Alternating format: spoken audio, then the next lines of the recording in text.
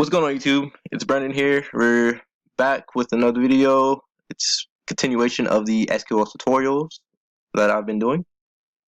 In this specific tutorial, we're going to use PopSQL like we used previously, and PopSQL is just a text editor for a DBMS called MySQL, and DBMS stands for Database Management Software. And database management software just lets an individual modify and retrieve information from databases. Alright, so like I said, we're going to create tables. We're going to list some of the data types that are going to be used and the keywords that are going to be used, and possibly insert data into the specific table that we're going to be creating today. So right off the bat, what we want to do is we want to start with the keyword create table. And once again, you want to type in all caps because that's going to be proper SQL etiquette. So type in all caps create table. Then after that, you want to type in the table name. So table name can be anything. In this video, we're just going to type test 6, and we're going to put brackets. And you want to go in between the brackets and hit enter, bring down the closing bracket a couple lines, and then you want to go up a line and you want to hit tab because once again that's proper SQL etiquette. And once you do that, you're going to want to put the columns into the table that you are trying to create. So we're going to type in first column is going to be a primary key. And a primary key is a unique identifier for every single table. Every single table is going to have a primary key. And the primary key is a unique identifier for each row. So each row on our test table is going to have a unique identifier for it. It's not going to ever have the same primary key. So what we're going to do is we're going to type in test underscore ID, and then we're going to put the data type int, which stands for integer. Anytime you're putting a number, you can use the integer data type. We're not going to get into all the different data types for numbers because there are a ton. We'll get to that in a later video. And after that, you're going to want to type in primary key in all caps. That's another keyword. It just lets you know that for the specific column, it's going to have the primary key listed. And you're going to want to put a comma.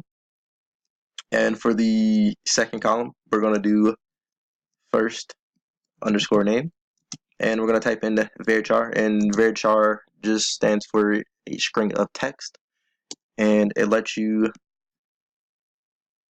decide how many strings are going to be in this specific column.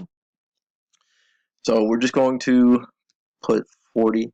You can put 1,000. You don't have to exactly be accurate with the number that you put, but you don't want to put something absurd like 1,000 because you are wasting a lot of space on your database, and it's going to make retrieving information from that table take a lot longer if you would have just put 50 characters and you use 30 characters for that specific column.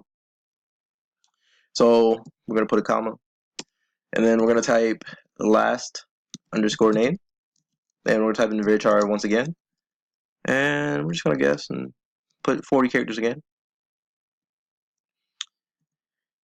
and you're going to put a comma, and we're going to put a grade, and for the grade we're going to put an int, stands for integer, and we're going to come down to the closing bracket and we're going to put a semicolon, and we're going to hit control and enter, and down here at the bottom you're going to see it's going to query, and you can see it's working, and there we go, success. So it says that it worked.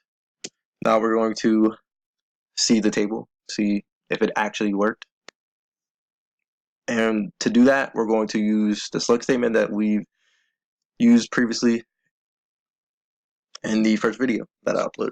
So we're going to type select, all caps, and just let you know once again that you're getting this data from, well, you're getting this data, and you're going to put asterisk, which is going to retrieve all the data, and you're going to type from, and it tells you where to get the information from. So we're going to type in the table name, test 6. We're going to put a semicolon at the end. Always remember to put a semicolon at the end of your SQL statements. We're going to hit Control Enter. Down here, we're going to see the visualization of our statement. Down here, you see first column, test ID. Second column, first name. Third column, last name. And the grade. And in the next video, I'm going to show you how to insert data into this table. Alright, so hope you guys have a good day, and I'll see you.